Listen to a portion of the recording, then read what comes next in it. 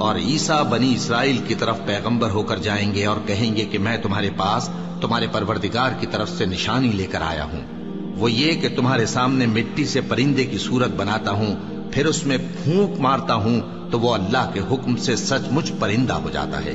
اور پیدائشی اندھے اور ابرص کو تندرست کر دیتا ہوں، اور اللہ کے حکم سے مردوں کو زندہ کر دیتا ہوں، اور جو کچھ تم کھا کر آتے ہو اور جو اپنے گھروں میں جمع کر رکھتے ہو سب تم کو بتا دیتا ہوں۔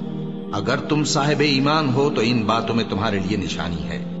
اور مجھ سے پہلے جو تورات نازل ہوئی تھی اس کی تصدیق بھی کرتا ہوں، اور میں اس لیے بھی آیا ہوں کہ بعض چیزیں جو تم پر حرام تھیں ان کو تمہارے لیے حلال کر دوں،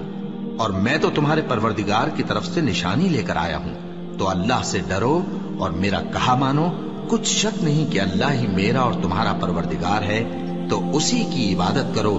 یہی سیدھا رستہ ہے۔ پھر جب عیسیٰ نے ان کی طرف سے انکار و نافرمانی ہی دیکھی تو کہنے لگے کہ کوئی ہے جو اللہ کا طرفدار اور میرا مددگار ہو؟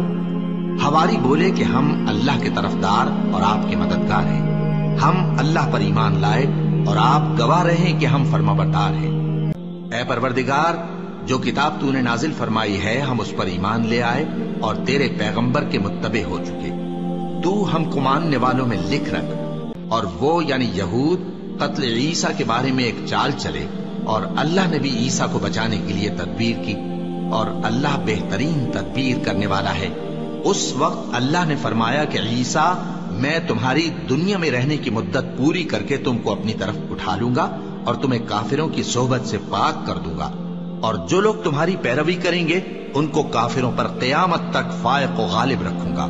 پھر تم سب میرے پاس لوٹ کر آؤ گے تو جن باتوں میں تم اختلاف کرتے رہے اس دن تم میں ان کا فیصلہ کر دوں گا۔